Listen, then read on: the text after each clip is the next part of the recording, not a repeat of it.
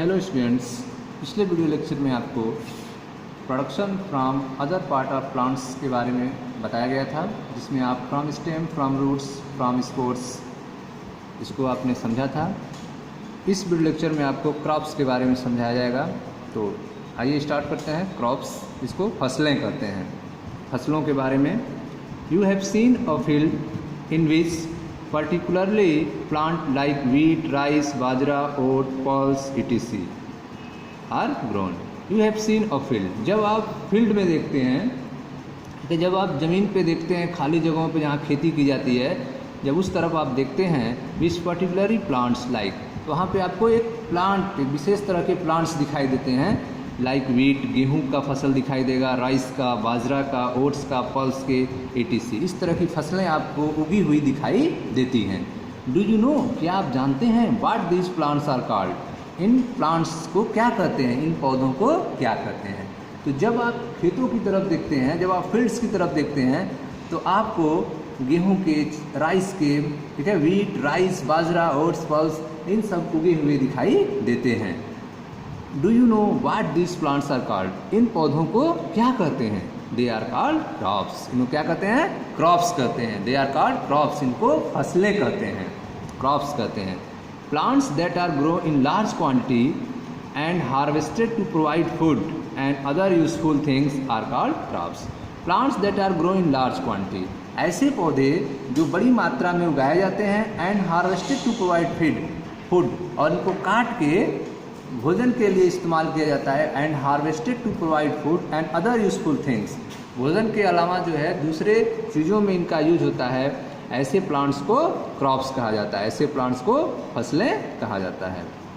The practice of growing plants on a large scale for food and other useful things is called agriculture.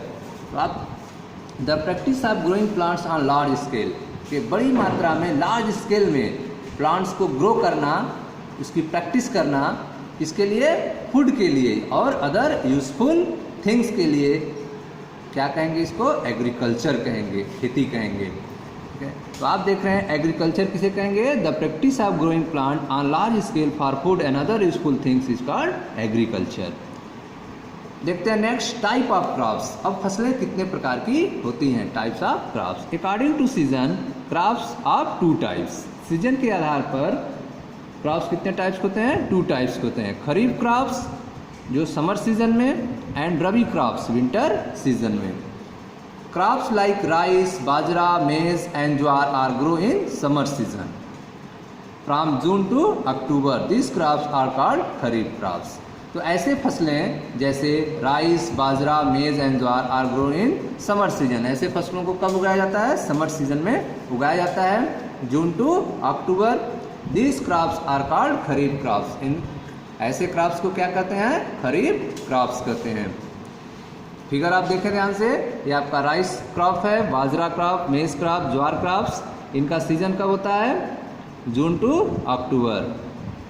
These crops are called kharif crops. Next, crops like wheat, mustard, pea and beans are grow in winter season from November to April.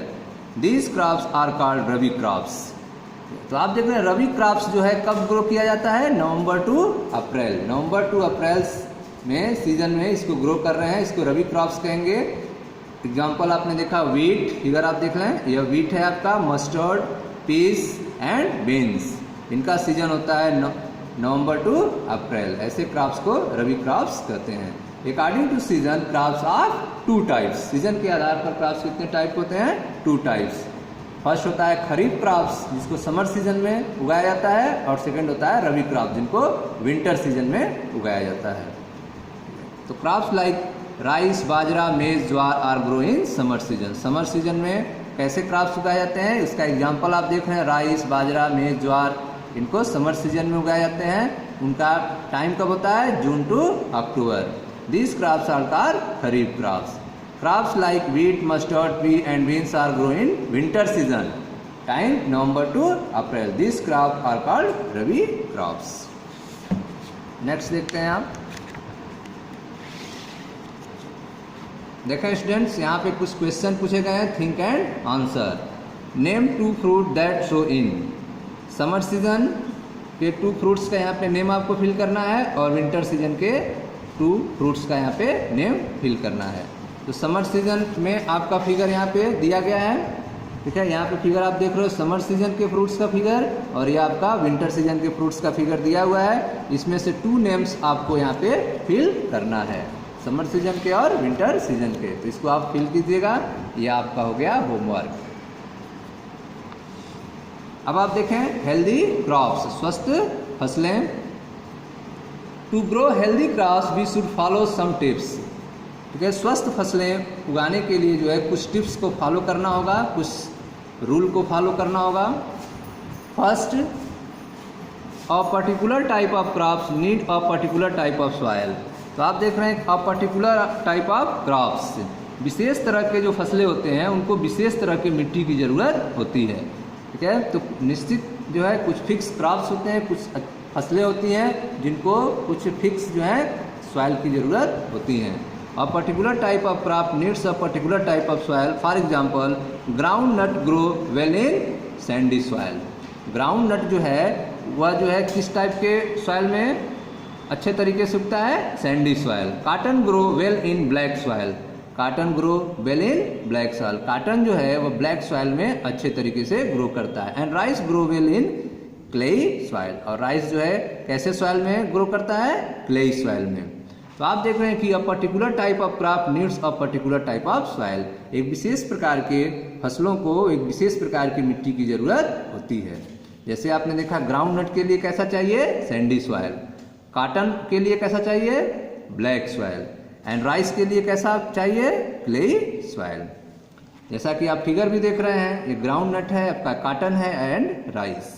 Second आप देखें healthy crop के लिए, to increase the fertility of soil farmer also need manure and fertilizer in sufficient quantity. To increase the fertility of soil, मिट्टी की उपजाऊपन बढ़ाने के लिए जो फार्मर्स हैं, जो किसान हैं, वह मैन्योर्स एंड फर्टिलाइजर, खाद और रसायन का यूज़ करते हैं। सफिशिएंट क्वांटिटी, पर्याप्त मात्रा में मैन्योर और फर्टिलाइजर्स का यूज़ करते हैं ताकि जो है फर्टिलिटी ऑफ सॉइल बढ़ सके। तो आप देख रहे हैं कि सॉइल की फर्टिलिटी बढ़ाने के लिए फार्मर्स किसका यूज करते हैं? मैन्योर एंड फर्टिलाइजर का यूज करते हैं सफिशिएंट क्वांटिटी में, पर्याप्त मात्रा में। थर्ड देखें, the crop also need proper irrigation, ठीक है। क्रॉप्स को नीड प्रॉपर इरिगेशन, ठीक है, उसको प्रॉपर तरीके से सिंचाई होनी चाहिए। फसल में प्रॉपर तरीके से इरिगेशन होना चाहिए, सिंचाई होनी चाहिए। Sufficient amount of water so that the crop does not wither and die. तो अगर सफिशिएंट अमाउंट में वाटर जो है क्रॉप को मिलता रहेगा तो क्रॉप जो है वह सूखेगा नहीं, ठीक है, उसमें पानी की कमी नहीं होगी और वह मरेगा नहीं। तो यह आप थर्ड आप देख रहे हैं गुड क्रॉप के लिए, हेल्दी क्रॉप के लिए।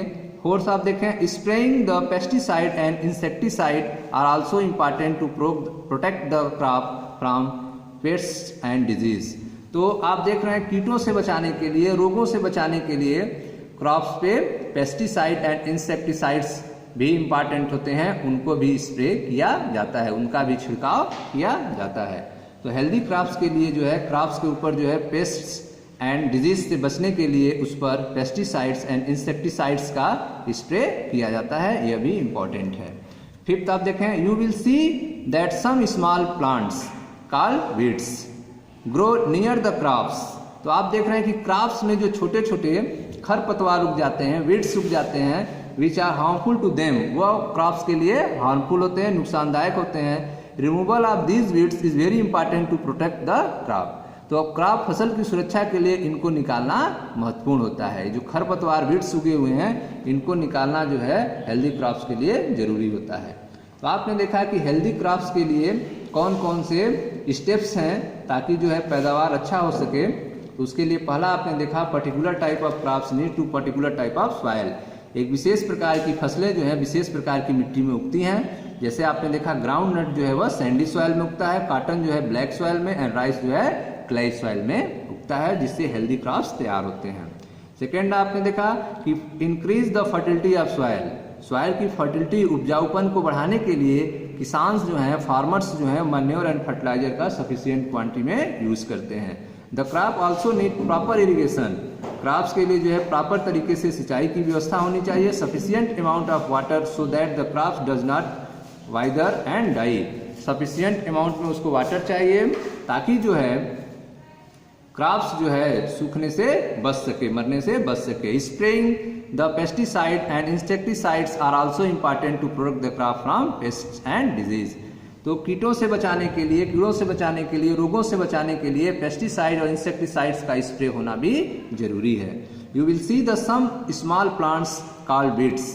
आप क्रॉप्स में छोटे छोटे खरपतवार देखे होंगे, वीड्स देखे हैं, इनको भी निकालना जो है क्रॉप से जरूरी होता है ताकि जो है हेल्दी क्रॉप्स तैयार हो सके। तो हेल्दी क्रॉप्स के लिए कौन कौन से आपको स्टेप फॉलो करने हैं, 5 स्टेप्स हैं, इनके बारे में आपको बताया गया, एक्सप्लेन किया गया।